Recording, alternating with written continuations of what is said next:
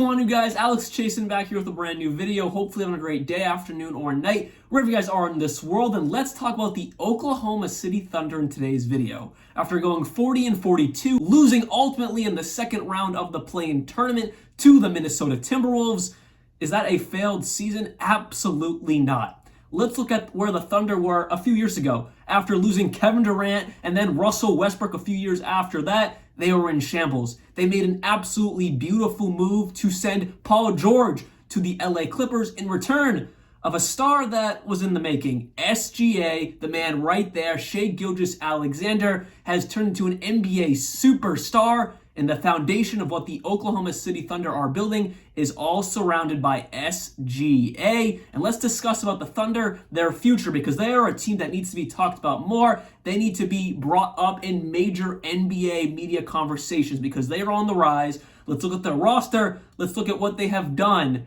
because the Oklahoma City Thunder are back, and I mean that. Before I dive into the Thunder's roster and what makes this team so special, I cannot make a Oklahoma City Thunder video without talking about Sam Presti, their GM, one of the best general managers of all time. He's definitely in that conversation for sure. This man drafted Kevin Durant, Russell Westbrook, James Harden, along with some of the biggest and best trades in NBA history. Let's talk about one of the most recent ones, getting SGA 5 first-round picks for Paul George. And we have seen 2 of those draft picks come to fruition. One of them has been Trey Mann, a fantastic 6-man for this roster, and another one has been Jalen Williams. And that is just diving into such a small sliver of all the fantastic moves Sam Presti made while being the general manager of the Sonics, which obviously ultimately turned into the Oklahoma City Thunder. But from then to now, Sam Presti has been top tier in general manager conversations, and someone that cannot be overlooked,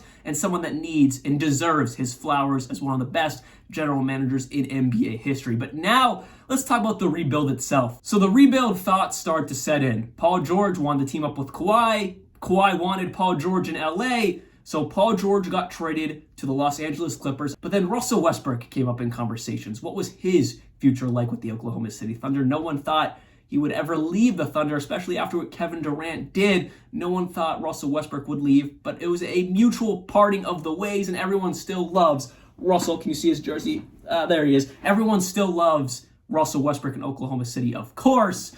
But then he got traded to the Houston Rockets for Chris Paul. Also, multiple first-round picks were sent back, of course, to the Thunder in that deal. Let's talk about what the Thunder did during their very small rebuild. They went 44-28 the year following trading Russell Westbrook and Paul George, while having a veteran Chris Paul basically being their star. This team was not a team that was supposed to be the 5th seed in the Western Conference when it came down to playoff time, but they did it.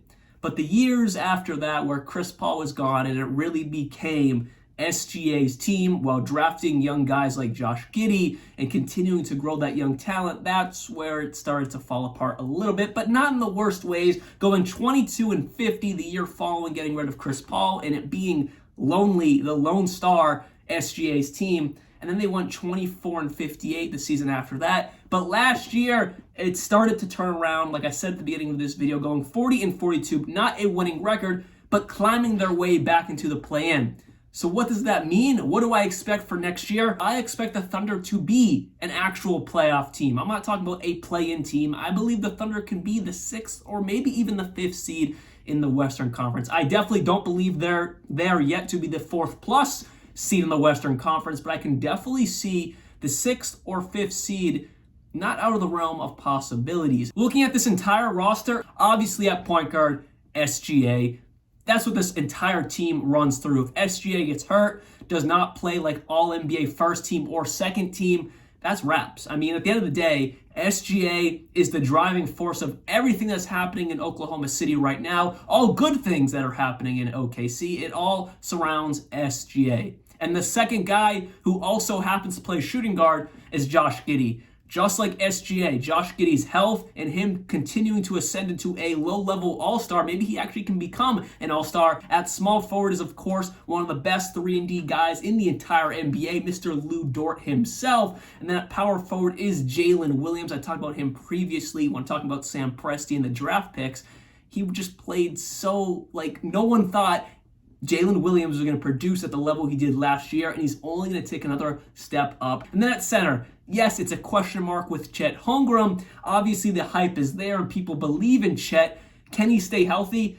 I believe probably he can. It was a one-off type of injury. He definitely has built up a little bit more of a frame, but he definitely needs to continue to work on his frame. I use Giannis Antetokounmpo all the time. Came into the league like a rail, got massive. Chet doesn't have to do that exactly, but he definitely has to continue to work on his body and his size because the game is there. Now jumping to the bench unit for OKC, that's where it kind of gets confusing because head coach Mark D'Ignal has so many options, a plethora of very good or very solid role players on his roster. Starting off with Trey Mann, then you got Victor Oladipo, Davis Bertans, you got Isaiah Joe, rookie Cason Wallace. I expect great things from Cason Wallace. I believe coming into the season, it will be Trey Mann's six-man role, if not Victor Oladipo if he's healthy. But at the end of the day, I think it's going to eventually progress into Cason Wallace's role. And then towards the back end of this bench, you got Ousmane Dieng. You also got Aaron Wiggins. And then they drafted Keontae Johnson in this year's draft, who I believe a lot like Jalen Williams last year is going to come into the league and be impactful right from the get-go. A fifth-year college basketball player, obviously a very old rookie, so he understands the game at such a strong level. So with that said, that is all I have for you guys today. And as you can tell, I am very high on the 2023, 2024, and beyond Oklahoma City Thunder. I just have high hopes for SGA. He's one of my favorite players in the NBA, but also the proof is in the pudding. First team All-NBA, All-Star season last year. He's only going to get better, becoming true MVP candidate. And then you have Josh Giddey, who's going to ascend into a low level, if not an all-star, coming into this year. So hopefully you guys did enjoy this video. I'll be back very, very soon. And let's see if the OKC Thunder can continue to progress and ascend and become a true NBA superpower. It all starts this season. Like always, peace out.